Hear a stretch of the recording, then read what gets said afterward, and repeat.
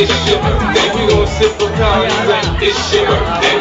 And you know we I love this song.